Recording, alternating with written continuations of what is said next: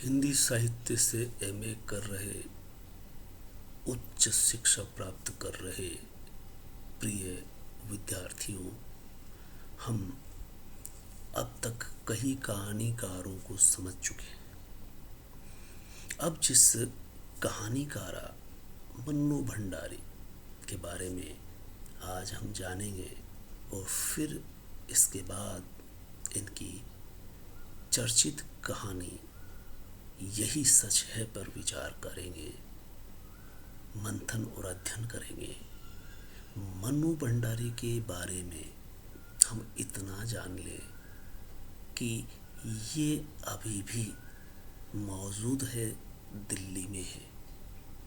हंस पत्रिका निकालने वाले राजेंद्र यादव की पत्नी कहलाती है और कहानी के गुरु सीखने के दौरान अपना खास फैन समझने वाली मन्नू भंडारी राजेंद्र यादव को चाहते चाहते उनकी जीवन संगनी बन जाती है और लेखक लेखिका परिवार किस तरह से जीता है, ये एक मिसाल कायम की है।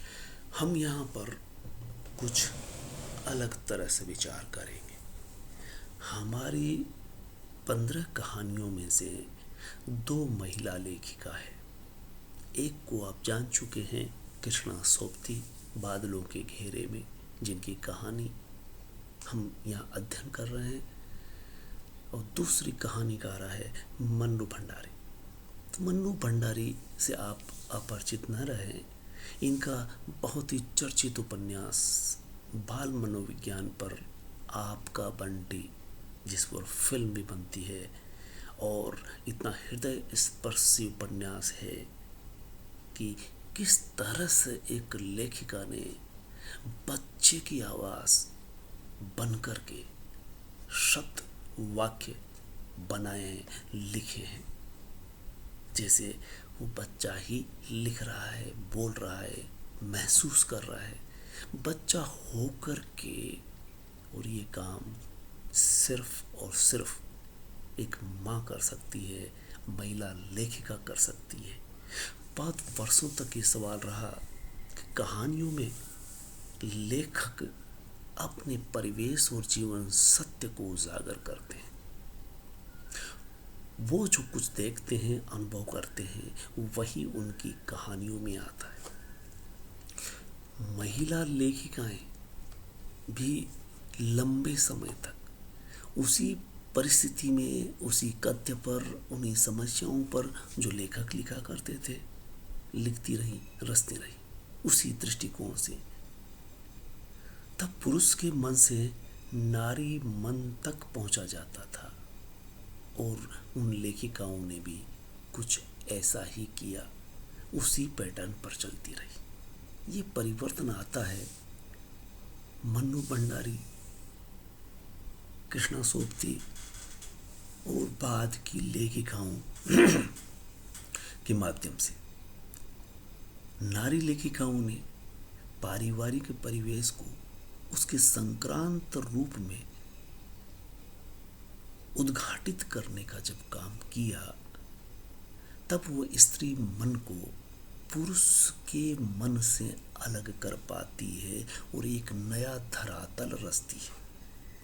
ये लेखिकाएं ये स्थापित करने का प्रयास करती है कि पुरुष लेखक कभी भी स्त्री मन की गहराई तक नहीं पहुंच सकता। वे पुरुष मानसिकता से लेखन करते हैं और स्त्री को दोयम दर्जे में रखते हुए या उसमें भावना का पुट देते हुए या उसको श्रद्धा की देवी बना देने तक पहुंचा देंगे, लेकिन हकीकत से दूर रहते हैं। इस संदर्भ में नारी लेखिकाओं ने पारिवारिक परिवेश को उसके संक्रांत रूप में पेश करने का काम किया। और इस संदर्भ में 2 नाम उभर करके आते हैं, एक मन्नू भंडारी और दूसरी है उषा प्रियंवदा। प्रियमवदा की खासियत यह रही कि वे दो चर्चित कहानियां ऐसी बनाती और लिखती है जिसमें जिंदगी और गुलाब के फूल, ये कहानी, इसके अलावा वापसी, वापसी जो अधिकांश पाठ्यक्रमों में पढ़ाई जाती है, अधिकांश विश्वविद्यालयों में लगी हुई है। यहाँ तक कि कोटा विश्वविद्यालय के प्रथम वर्ष में उषा प्रियमवदा की कहानी वापसी आप कोटा विश्वविद्यालय से पढ़ रहे विद्यार्थी अच्छी तरह से बखूबी परिचित है। हम केंद्रित होते हैं मन्नू भंडारी पर। मन्नू भंडारी में पारिवारिक जीवन और स्त्री पुरुष अभिव्यक्ति एक अलग अंदाज में होती है, जिसका प्रमाण हम इनकी कहानी का पाठ करेंगे, अध्ययन करेंगे, तब सामने आएगा। आप में अनुभव की सच्चाई और बेहद संवेदनशीलता है जो लेखन में उभर करके आता है। आप अपने परिवेश के बदलाव को सामाजिक दृष्टि से आधुनिकतम रूप में व्यक्त करने की महारत हासिल है।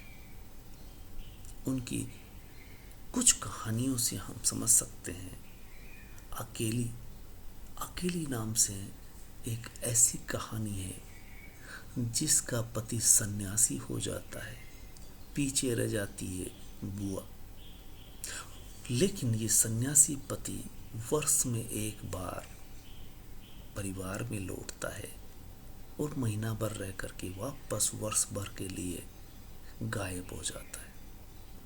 और एक महीने जब तक वो घर रहता है तब तक पत्नी से ये उम्मीद करता है कि वह उसके कहे अनुसार रहे, उठे बैठे व्यवहार करे, घर से बाहर निकले तो उससे पूछ के निकले। वो बुआ उसकी मानसिकता के अनुसार घुट करके रहती है। एक तरफ वो सन्यासी पति जो घर छोड़ गया है, क्योंकि घर को वो भौतिकता मान करके छोड़ता है, लेकिन एक महीने के लिए आकर के पत्नी पर उसी तरह से शासन करता है जिस तरह से आम पति करते हैं। दूसरी कहानी है मजबूरी। मजबूरी देखिए कि माँ यानी अम्मा के पास बहू बेटे कुछ दिन के लिए रहने के लिए आते हैं और लौटते में बहू अपने बेटे को अम्मा के साथ छोड़ जाती है मन बहलाव के लिए। लेकिन जब भी वो आती है तो एक शिकायत करती है कि आपने बेटे को बिगाड़ दिया है। इस तरह से दूसरी बार आती है और बेटे को फिर भी छोड़ जाती है। लेकिन तीसरी बार जब आती है तो देखती है कि यहाँ मेरा बेटा लगातार बिगड़ रहा है और वो बम्बई वापस ले जाती है। अम्मा अपनी मजबूरी बयां करती है और वो रोती रहती है। ऐसी कहानी है एक खाने आकाश नाई। एक गांव के मध्यम वर्गीय परिवार की कहानी है। इसमें ग्रामीण जीवन है। गांव का जीवन प्राकृतिक परिवेश में खुलता है, लेकिन जो महिला यहाँ आकर के रहती है वो महसूस करती है कि गांव में जो खुलापन है वो सामाजिक तौर पर शहर की तुलना में भी बंद नजर आता है कई मायने में। नई नौकरी कहानी पुरुष की भौतिकवादी दृष्टि को उजागर करती है और उस पुरुष की भौतिकवादिता में होम होती स्त्री का जीवन बयां होता है। अब हम जो पाठ्यक्रम में ली गई कहानी है यही सच है। इस शीर्षक को लेकर